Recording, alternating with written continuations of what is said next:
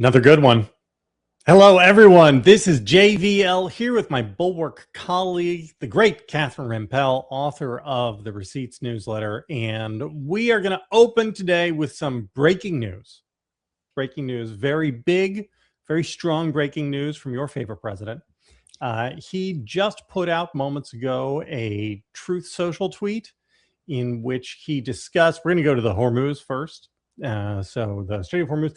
The Islamic Republic of Iran shot at least 4 one-way attack drones at ships transversing the Strait of Hormuz. One of the drones solidly hit the upper deck of a large and very expensive cargo carrying ship. That's the technical word for those. That's the technical term they use in the shipping industry. Damage was done, but the ship was able to proceed on its way. We knocked down 3 other drones. Obviously, this is a foolish violation of our ceasefire agreement. I'm very concerned, Catherine, because I was assured that the Iranians had no military capacity anymore. I was assured that their nuclear capacity was completely obliterated last year, and the same thing for a lot of their other military capacity. Yeah, I've been told many times, in fact, that we won, that the war, which was not a war but is now a war, is over, that the strait, which is not closed, is open, subject It was to never closed, but now it's it was open. never, yes, it was never closed, but now it's open. It was never tolled, but now we're tolling it, maybe, or not tolling. Maybe there'll be a service fee. Who knows? Yeah, there's a lot of verbal jujitsu happening here. I also wonder with this tweet how excited our intel community is about Trump just tweeting it out. I have no idea, but this seems like something that maybe they don't want made public, but I have no idea. Maybe they Well, it's think also this is not helpful. clear when this is from. There was a Wall Street Journal story yesterday about Yeah. Iran. So, I mean, maybe he's talking about something that just happened 5 minutes ago. Maybe he's talking about yesterday. He doesn't say that this means the ceasefire agreement is off. He just says, like, hey, this is a violation. Just wanted to let you know that. Yeah. like, so it's not clear whether there's anything actionable here or not, but it's just interesting.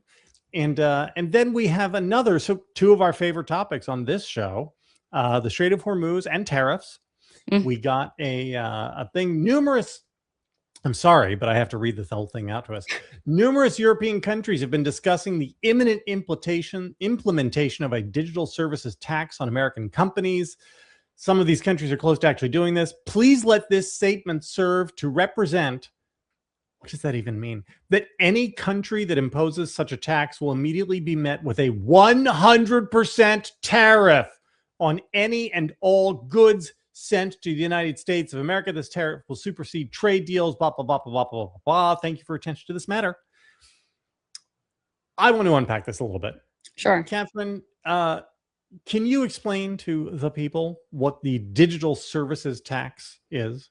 This is essentially an effort by the Europeans in this case to shake down American tech companies. They call it a digital services tax. I don't exactly know how it's constructed, but I think it is sort of like facially neutral. Like it's not that it is on paper targeting American digital services, but de facto, it is because we have the juggernauts here in the United States and Europe does not. Europe has very little in the way of tech superstars. So this is a way to get some revenue out of American companies, which, to be clear, I think is kind of crappy. I know that everybody hates big tech here in the United States now for various reasons. Pardon? Is it kind of crappy? Yeah, I mean, it's a shakedown. It's a way to get revenue from somebody else. But you know, this is exactly the kind of thing that they should have been negotiating over in trade deals. Like this is why it is useful to have a competent trade negotiating team who understands what valuable products, whether those are goods or services, we make versus other countries. And so it's like, don't negotiate a trade deal in goods and then have France tax a huge share of Facebook or Google's revenue. Right. If you want more revenue from those companies, it'd be better if it got kept here in the United States rather than siphoned off to other countries. I'm not against having these companies like pay higher taxes, but I think it would be better if the United States got to keep them. And I'm you know, a little put off by the idea of taxing different industries so differently just because people have people don't like them. Like there are better ways to deal with the things that you don't like. But in any event, like Trump is not entirely wrong here, but about, being mad about this digital services tax, in my view. But this is not going to help things by threatening 100% tariff on our trading partners, whose goods we want and use and need. Again, it's like figure out a way to make this part of the negotiations, and his team is just too incompetent to Yeah. do that. So I'm a little more both pink and puritanical than you are, and I do not mind the idea of a sin tax. Like there are things we think are net ills for the world, but which we're going to allow anyway, and so we ought to disincentivize them with taxation.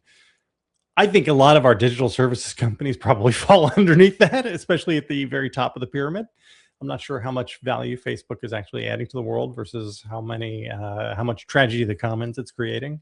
Um, I would say, though, it is a little weird that Trump, whose entire approach to trade and business is to bully and extort everyone, it's a little weird to have him being like, "Oh, how dare they!" Like, all of a sudden, he's a champion of the free markets, Well, right? game The guy, recognized game, right? He's like, hey, I'm the only one who's allowed to shake down our tech companies and make them bow before me and have their CEOs watch or fund documentaries about my wife, and demand gilded trophies and things like that. He's the only one who's allowed to either um, squeeze or humiliate or financially drain American companies for his own interest, which I also don't think is a great idea. I'm not averse to what's called Pigovian taxes, which is like you tax the thing that has bad ramifications. Mhm.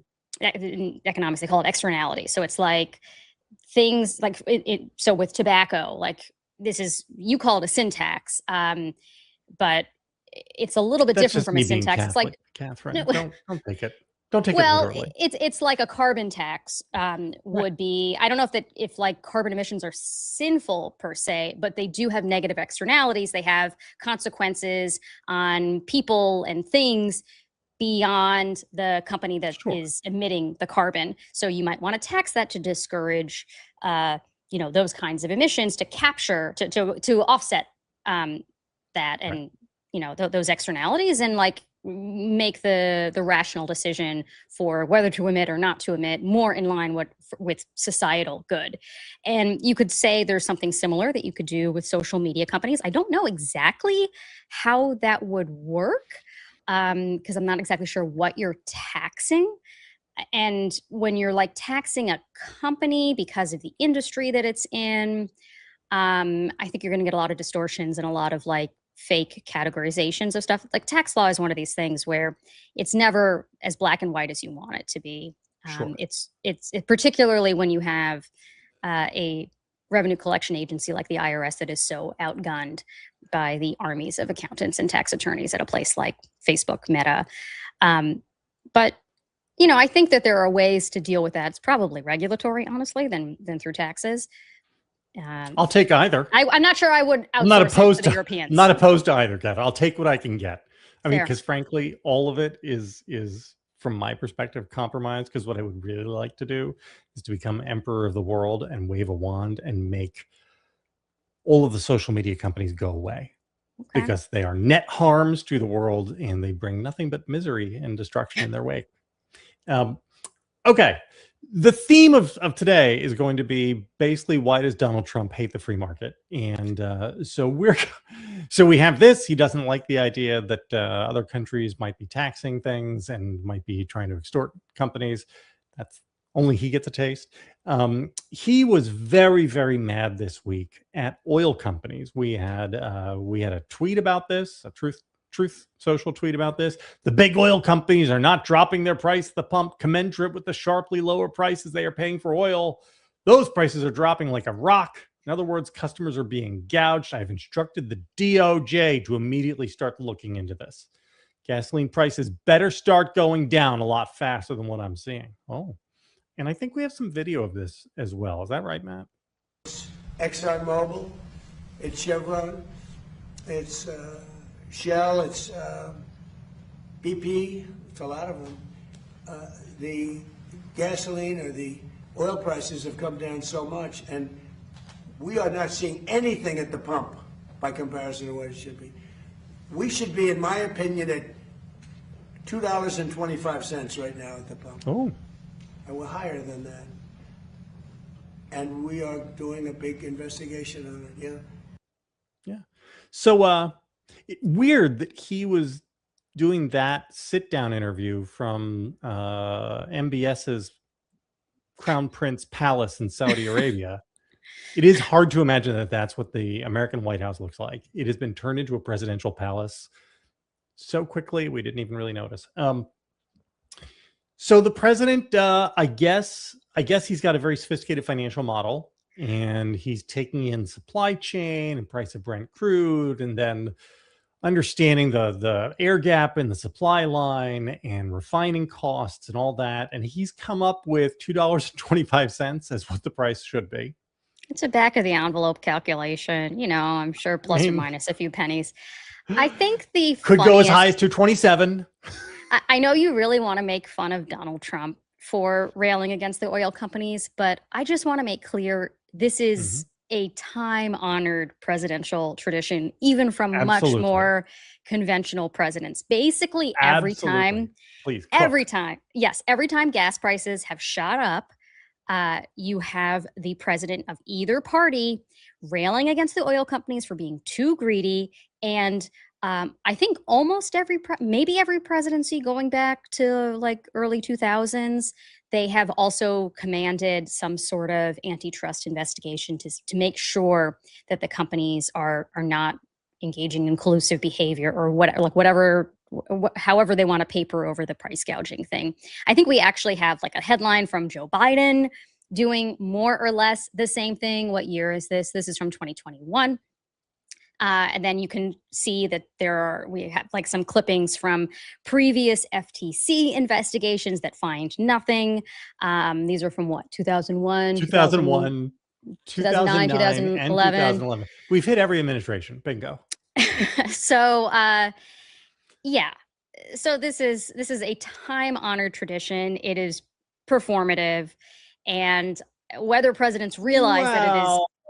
Hold on. So this is where I would like to press you a little bit, because it is true. Every administration has done something like this. Every administration, in fact, no other administration has had a setup in which the president of the United States DMs the attorney general and says, I want you to indict this person. Oh, that's true. The Department of Justice does that.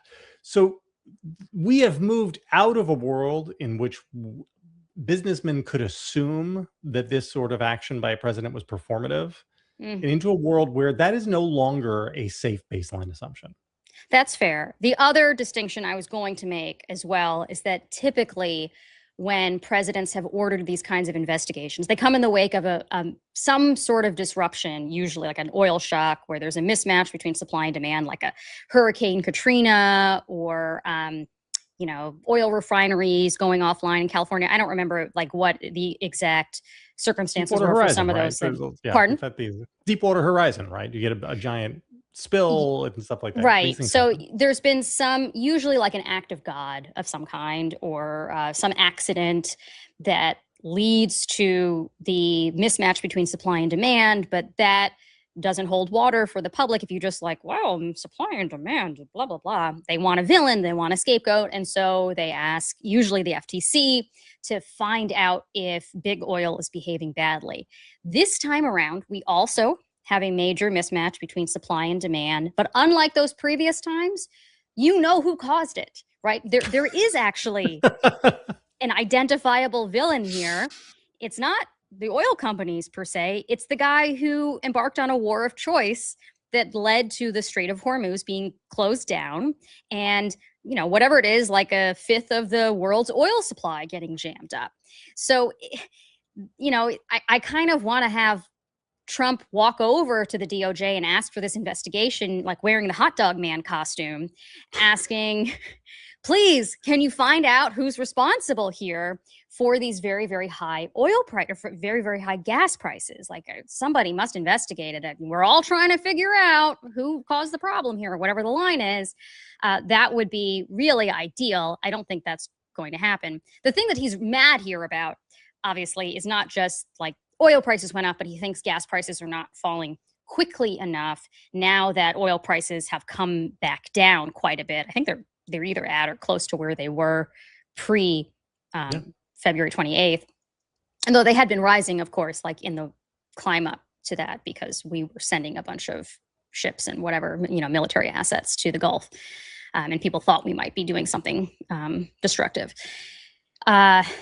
So, he's mad about the phenomenon that economists refer to as rockets and feathers. Yes, thank you. I was going to ask you to explain this to the class. Yeah. So rockets and feathers is this idea that prices tend to go up very quickly and fall like a rocket, but fall much more slowly, more like a feather. And this is this known, very frustrating phenomenon. And there are different theories about why it happens, but it is documented over and over again with gasoline prices, that when oil prices, the wholesale numbers get very, very high, the real retail numbers match that trend almost immediately. And then when the oil prices fall, the gas prices are much slower to again come back down to earth. Again, this happens over and over and over again. And like one way to explain it is that the gas companies, the gasoline companies, the retailers get very anxious when they start to see both are hedging. Yeah, right? they're both actions are hedges. Right. Well, they're worried when they see oil prices going up about how expensive it's going to be to replace the oil or replace the gasoline or whatever, diesel that they are now selling. So like they preemptively maybe raise prices even faster than they need to relative to when they're actually replenishing their supplies. On the way down,